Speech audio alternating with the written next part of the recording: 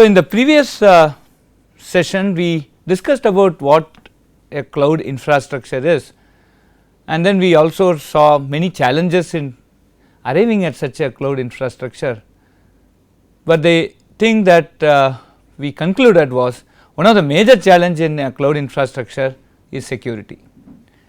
And why security is a big issue? We saw many examples. We did see a taxonomy of fears. What will the consumer fear about a cloud service?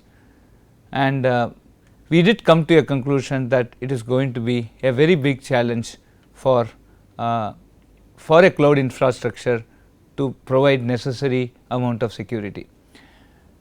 Now, we will go a little more deep dive into this issue of security and privacy issues in cloud computing in this part. Many of the there are a lot of materials in the link that is provided there, the Purdue University link, which is a course on cloud computing, and it has many handouts. You can go and visit that and get many more details which would be related to these sessions. Now, let us first look at the way we will look at security and privacy issue in cloud computing is to go and look at all these points. First, we will understand what is a reasonable threat model for the cloud infrastructure. Then, so what do you mean by a threat model? The different ways an adversary can attack the system. Then we will look at what are the security challenges for the infrastructure, namely the servers, networking components, the software, the platform, the operating system, etc. Then we will look at data. So, what are the different security issues involved in handling and storing data? Then access. So, how do we identify an user? How do you verify his identity and perform the access management? What are the challenges? And then we will also look at privacy and some more issues as part of this set of sessions following now. Now, what is a threat model? A threat model is one which helps you analyze the security level in a system. Suppose I am saying that I am going to protect a system from attack. What are the types of attack need to be enumerated? So, the threat model attempts to enumerate the different ways by which your system can be attacked. The threat model also paves way for you to come out with mitigation strategies. If I want to go and prevent an attack, first I should know what the attack is, and then based on what the attack could be, I could now give a mitigation strategy, and once I propose a mitigation strategy, we can go and find out how effective it would be in that context. So, a threat modeling is to enumerate the different types of threats to your system and then propose, and based on that we go and propose certain mitigation strategies and also evaluate how effective these mitigation strategies would be for those threats. So, that as I just mentioned, the steps as listed in the slides, you see that first we identify who can be the attackers, what are the assets on which they will attack, what are the type of threats you can get. First we identify the assets, and then what are the type of attacks each attacker can do on those assets, and then we go and now rank the threats which is highly sensitive, like stealing of password may be a very highly sensitive threat. Then we choose mitigation strategies in terms of this priority, and then you build solutions based on the strategies. So, this is a very clear procedure for how to model threat and come out with solutions for the same. In our context, we will be looking at cloud, and we will be looking at threat models for the cloud. Now, in the basic components of this threat model would be how do you model an attacker, and how do you list his goals, and based on this what are all the possible vulnerabilities or threats your system will face. So, your attacker can be a person inside your system, or it can be from outside the system. Inside your system means who has close physical access to your systems, or he is part of your local area network. The insider is more dangerous than the outsider, because the amount of protection your infrastructure has from a malicious user inside your system is much less than the amount of protection your infrastructure has from an external attacker. So, we need to choose from whom are we trying to, who is this attacker, is he an insider or an outsider, and is he going to attack singly, or it is going to be a collaborating, it is a collaborator type of attack where more than one malicious user is involved. It can be hybrid, an outsider using an insider to attack the system. And what would be his motivation, why should he attack the system, and what are the capabilities of this attacker, right. So, all these things put together will characterize an attacker. So, what is attacker modeling? You have to go and characterize him. Is he outside, is he inside, or is the attacker is a group, and what is the motivation? Are they going to steal the confidentiality of your system, or are they going to corrupt your data and hence spoil the integrity of your system, or are they going to deny service and make availability a issue. So, what sort of motivation they have, and what are the capabilities, and what finally would be the attacker's goal? Is he going to look at confidentiality, integrity, right, or availability? So, that would be a very important point to be noted, and because of this goal and because of the attacker and his goal, what are the possible vulnerabilities and threats your system will face. See, all these things would essentially comprise the threat model. Now, the core issue in this whole stuff is the lack of trust, and the other thing is that why there is going to be a lack of trust, and why there is going to be a problem because of this lack of trust. We need to see that in a little more detail. First and foremost, if I am a cloud service provider and you come to me for a service, for me consumer is God, and so I trust you.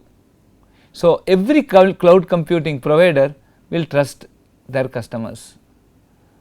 So, the basic belief in a cloud service provider is that his customers are all very good, they do not do any malice, they do not have any malice.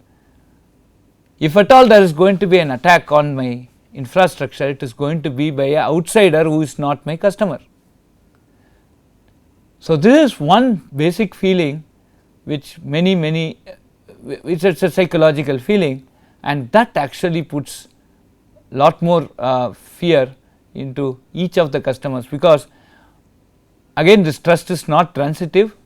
So, I trust my customer, the customer trusts me as a cloud service provider, I also trust another customer. So, the customer trusts me, I trust another customer, but those two customers need not trust each other. So, but I as a cloud service provider believes that all the customers are good, and I believe that anything evil could happen only from outside, and that is a major issue.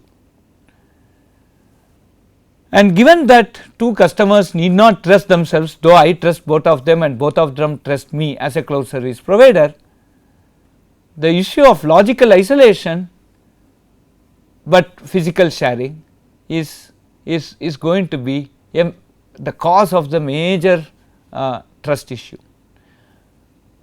There are two software, one belonging to customer A, another belonging to customer B, both handling sensitive data, but both are, though running on isolated virtual machines, they only have logical isolation, but they can essentially run on the same server physically, right.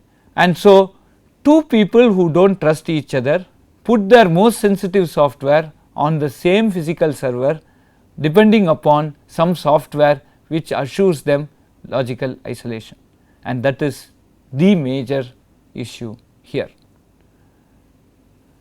So, the first thing that comes in mind is, what if the other customer is evil, he is trying to steal my data, and this is a very valid sort of fear. It is not some unfounded fear, it is a valid fear, and so that forms the primary issue. So, the multi-tenant model, the absence of which makes cloud computing irrelevant, is the first issue towards security. Now, when we look at attacker capabilities, if the person is an insider, then he can learn passwords and authentication information from the client. He can also gain control over the virtual machines. So, if there is a malicious insider who is going to be a client, he can basically, because he is sharing physical resources with other clients, he can basically learn the passwords, authentication information, and gain control over the other VMs. If he is a cloud provider himself, so there is an employee of the cloud service provider who is malicious, then he can log all the client communication, and many times you store unencrypted data, because this is your server, right. The cloud service provider says it is your server. So, you can read all your unencrypted data, you can possibly peek into all VMs and make copies of VMs, he can monitor all your network communication and application patterns. And why does he do this? Because of this, he can gain information about your data, he can gain information on client behavior, and he can sell this information or use it itself. So, all these things become, so information sometimes become a very important commercial entity. So, you can sell information even for some behavioral analysis, etc. So, all these things could affect the business of the client from whom the data is stolen, or these patterns or these type of analysis is done. So, if I have an insider who is malicious, and that insider can be a customer or a client, or he can be the employee of the data cloud service provider, then these are all the things that he can do to basically create chaos in a organization. If the attacker is outside, he is neither a client or the cloud service provider, then he can do all that we have talked of in the earlier stuffs, like he can listen to network traffic passively, he can insert malicious traffic, that means he is an active attacker, and he can also actually probe into your cloud structure, he can launch denial of service. All these things he can do, and what will he achieve because of this? What is his goal? He can intrude into your system, essentially making your integrity, confidentiality and availability an issue. He can do some network analysis, he can do all these man in the middle type of attacks, trying to steal information while it is going from your client to your cloud service provider. He can also do something called cartography. Cartography is the art of making maps. Now, cloud cartography is actually a scheme of pinpointing the physical locations of web servers hosted on a third party cloud computing service, right. So, what happens here? I can actually get the demo, I can find out where the data is, I can find out within your server where your applications are running. If I can find out, then I can do many more things, especially in the multi-tenant model that we discussed in the previous session. we can do many more things. We will give you some case study as we proceed. Now, if somebody wants to attack the system, so what are the challenges he is going to face? First and foremost, what is he trying to attack? He will have some target in mind. So, let us take one cloud service provider. He has some customer A who is running as a software B, software X. First and foremost, he should find out where this software X of customer A is running. Then the next thing he will try to do is he would like to co-locate a malicious software along with this on the same server where this software X of customer A is running, and then he will now try to gather information about that target. So, how to find out where the target is located? That is what we call as cartography, right? Go up into the system and find out which server it is located, and how to be co-located with the target in the same physical machine, and then how to, after co-locating yourself, how do you gather this information? All these things are challenges for the attacker. So, when we go and comprehensively address these challenges by saying that we will put so much protection mechanism so that none of these challenges could be solved by the attacker, then the system can be for this particular threat model, the system is safe. So, this is the approach of trying to come out with the threat modeling and the strategies for mitigating those threats. Now, what we will look at is, so the threats that we have discussed so far essentially comes into securing our infrastructure. What we would like to secure? We would like to secure our network. We will try to provide security at the network level. We will try to, somebody breaks through the network, we will now go and try to protect, give security at the host level. If somebody breaks this host, we will go and give security at the application level. So, we are looking at 3 tiers of security, so that we are very sure that to a very large extent nothing could be compromised easily. Now, what do you mean by securing at the network level? The network level is that the client actually has a machine. Let us look at an off-site cloud service provision. So, there is a cloud, it is a public cloud, and an organization is utilizing this cloud, right.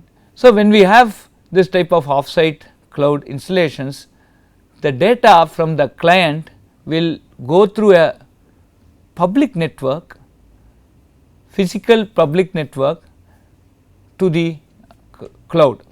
So, there will be a data in transit to and from the cloud to the particular client, and when the data is in motion, we need to ensure confidentiality and integrity.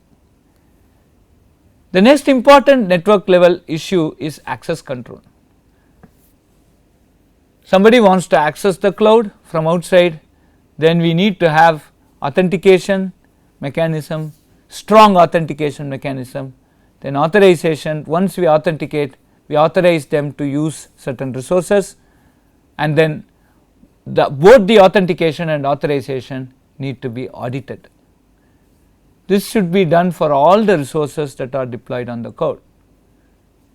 So, the authentication, authorization and auditing of what the user is doing can be done at the network level, because the user basically access the cloud through the network. So, all communication that happens from the keyboard of a client to a server inside the cloud is going to go through this network. So, network becomes a very important component for monitoring purposes.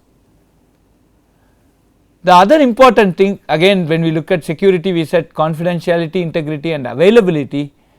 All the internet facing resources in the organization should be available. The next thing is interesting, that we have to move from the established model of network zones and tiers. we have to move to domains. If you look at traditional data centers run for only one organization, then it will be a tiered data center. Each tier, there are 3 tiers in a data center. If you can look at many sites which describe the structure of a private data center, it is not shared across customers. So, there will be something called a core, there will be something called a core layer or core tier, and then there will be an aggregation tier, and then there will be an access tier. The access tier are the different servers.